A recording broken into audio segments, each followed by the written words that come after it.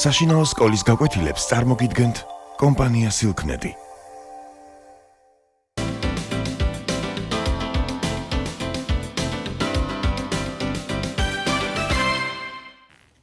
მოგესალმებით. ჩვენი საუბრის თემა რეზო ჭეუშვილის ნოველა ლურჯი ფრინველი. მანამ უშუალოდ ამ ნოველაზე ვისაუბრებთ.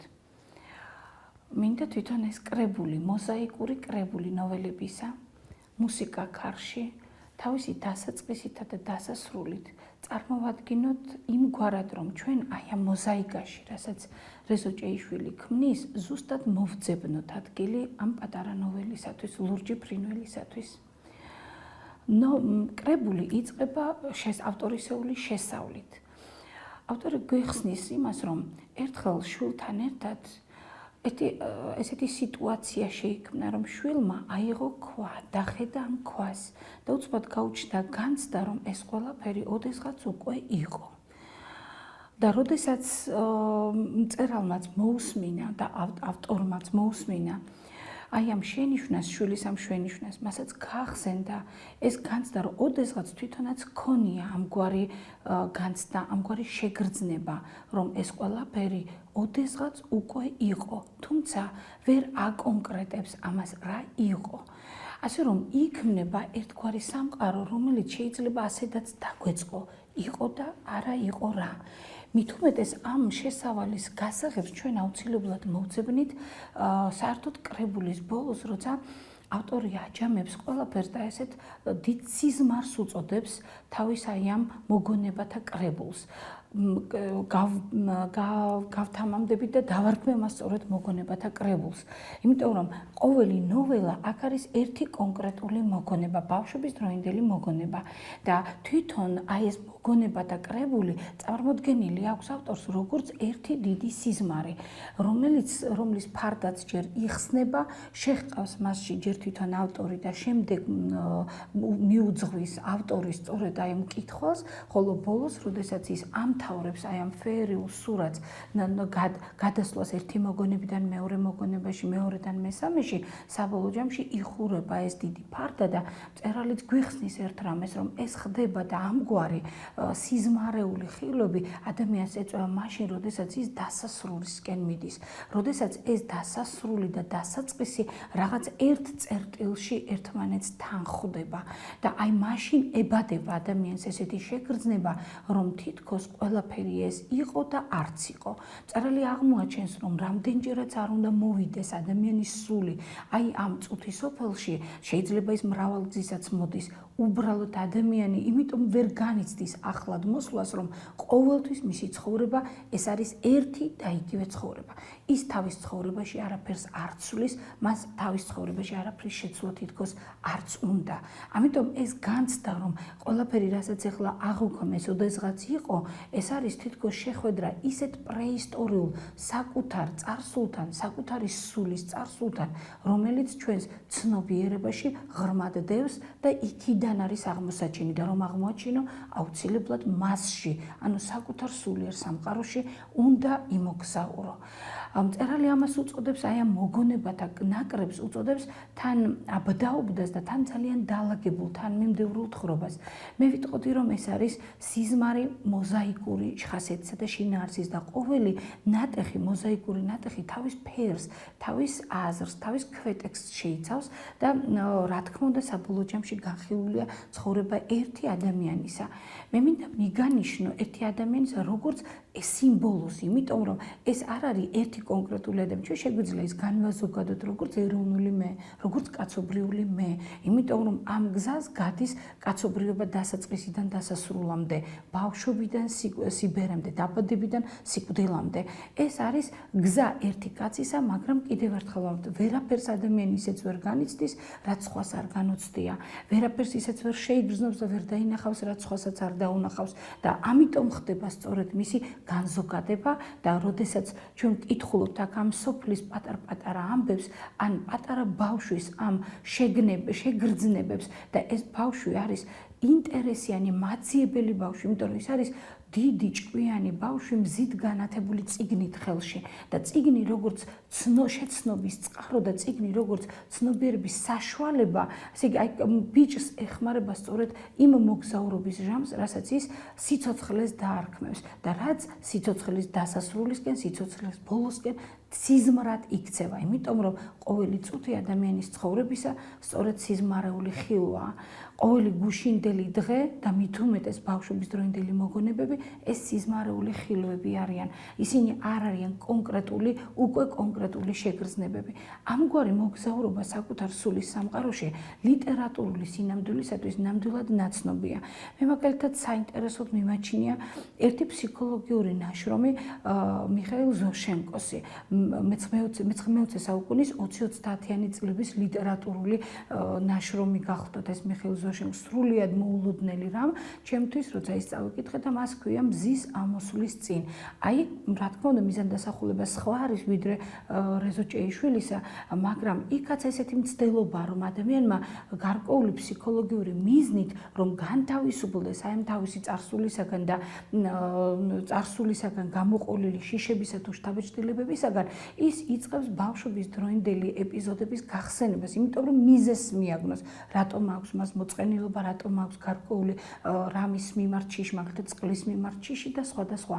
აი მიხეილ ზოშენკოს ის ნაწარმოები თითქოს და ჩამოჰგავს ამ ტიპის ნაწარმოებს. ან კიდევ მაგალითად დაგისახელებდით გიორგი ლეონიძის ნატურის ხეს, სადაც რომელშიც გიორგი ლეონიძე გადმოსცემს ერთი დიდი სოფლის, თავისი სოფლის, რომელიც შეიძლება წუთი სოფლის სახესიმბოლოდაც გავიგოთ მოზაიკურ სურათს. ისიც ცდილობს ადამიანების სახით მოიტანოს თავისი ბავშვობის დროინდელი შეგრძნებები, გააცოცხლოს ძველი ადამიანები და დაუტოვოს ის მომდევნო თაობებს და მომდევნო შთამომავლობას საფიქრებლად და სააზროვნოდ. აი სწორედ, ახლა მე ვიტყოდი რომ ამათგან განსხვავებით რეზო ჭეიშვილი ცდილობს რომ უფრო მეტად სხვა ადამიანებს კი არ გვაზიაროს და სხვა ადამიანები კი არ გაგვაცნოს, არამედ ცდილობს რომ ჩაგვახედოს თავისი სულის სამყაროში და აი როგორ აღიქვამდა ის ამ ადამიანებს, როგორ აღიქვამდა პეიზაჟებს, როგორ აღიქვამდა სიტუაციებს, სწორედ ჩვენც ამ აღქმების თანამონაწილე გავხატოს. ესე იგი გვამოგზაუროს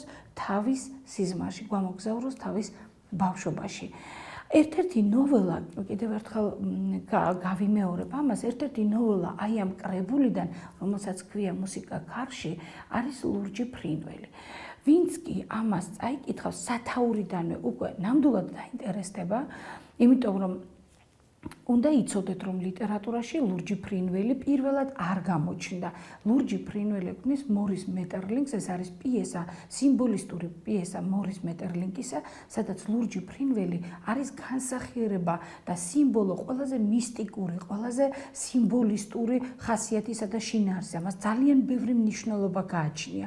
ლურჯი ფრინველი არის მორის მეტერლინგთან ბედნიერების სიმბოლოც, დაკარგული სამყაროს სიმბოლოც, განთავისუფლებული სულის სიმბოლოც და თითქოს და სიკვდილის ძლევის სიმბოლოც. ანუ ის არის ძალიან, როგორ ვთქვათ, მსოფხედველობრივი სიმბოლო მორის მეტერლინგისთვის და როდესაც ნოველას ქვია სწორედ აი ამ ძალიან მნიშვნელოვანი ლიტერატურული ნაწარმოების სახელი და სათაური, ბუნებრივია რაღაც მსგავსებას ჩვენ უკვე მკითხველი ვეძებთ, მკითხველი საზოგადოება ვეძებთ აი ამ ორ ლიტერატურულ ნაწარმოებს შორის. რა საერთო შეიძლება ჰქონდეს რეზო ჭეიშვილის ამ ნოველას ლურჯ ფრინველს მორის მეტერლინგის პიესასთან ლურჯი ფრინველი.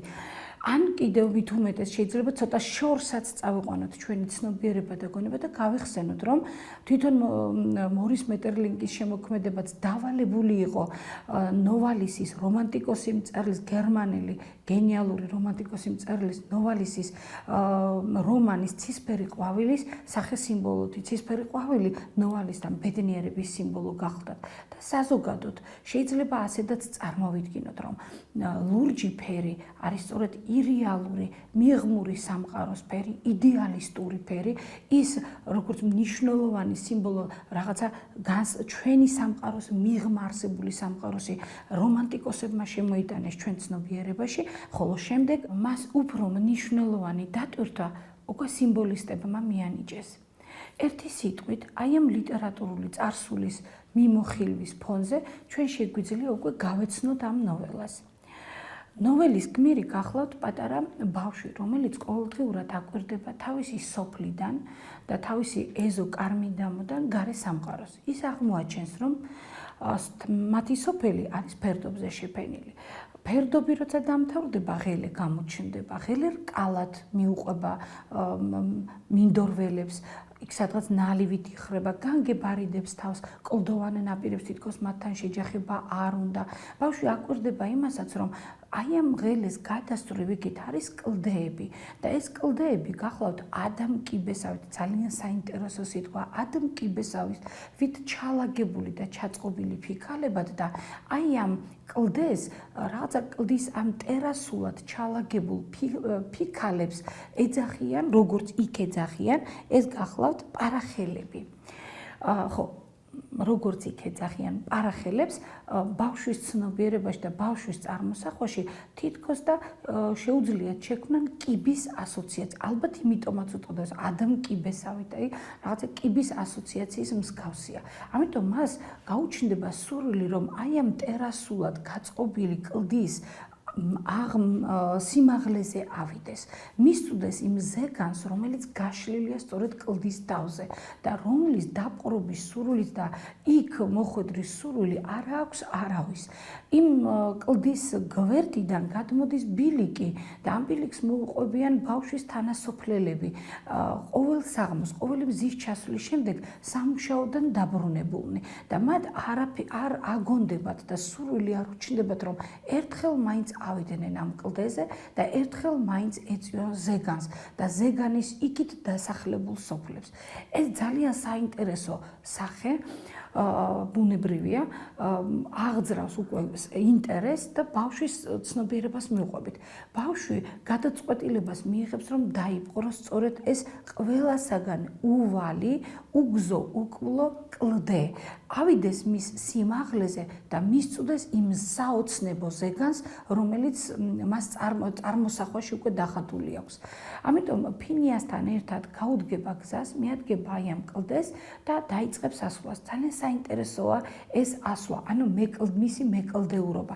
უბრალო მნიშვნელობისა რომ არ გახლავთ, ამიტომ გახლავთ, ჩვენ აუცილებლად უნდა გავიხსენოთ, რომ ეს არის ზესვლა, ეს არის ბავშვის სვლა სიმაღლისაკენ, ვერტიკალურად ამაღლების სურვილი არის და ზემოდან გადმოხედოს მერე სამყაროს, ზემოდან დააკვირდეს რა ხდება წუთის სოფელში და მწერალი ძალიან მარტივად, ძალიან ბუნებრივად ბავშვის თვალებით გვთავაზობს სწორედ აი ესე სამად გაყოფილ სივრცეს, სამყაროს სივრცეს. ეს არის ქვემოთან ნაწილი, სამყარო ქვეყანა, რომელიც ბავშვისთვის სოფლით, ღელითა და იმ პეიზაჟებით შემოიფარგლება, რასაც ბავშვი ყოველდღიურად აღიქვამს.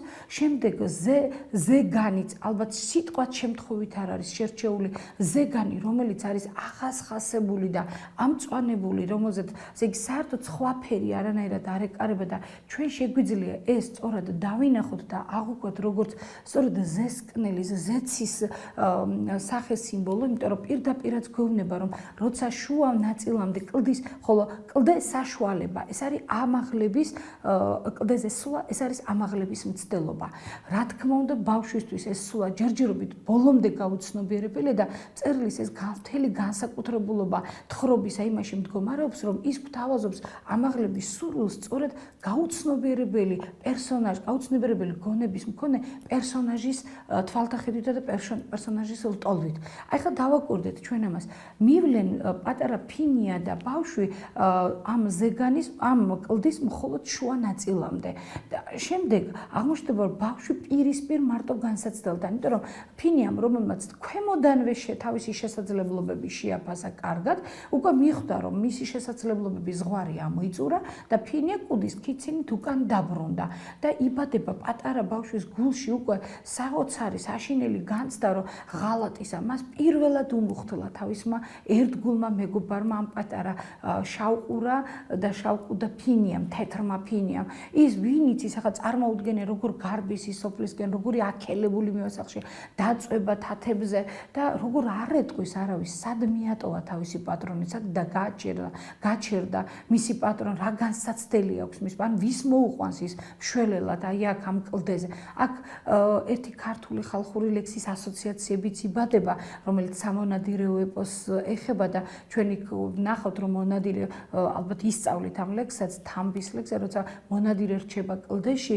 და ძაღლი ყეფით და დიდი ძალისხმევით ცდილობს, რომ სოფლის ხალხი გაიყოლიოს და მიიყვანოს იმ კლდესთან, სადაც მონადირეა დარჩენილი, რომ როგორმე მონადირე გადაარჩინონ.